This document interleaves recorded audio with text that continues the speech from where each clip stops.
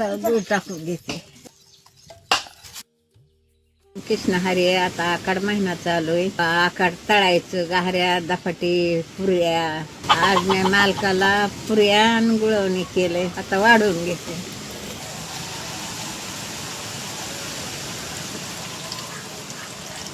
दूध आणि तूप वाढते.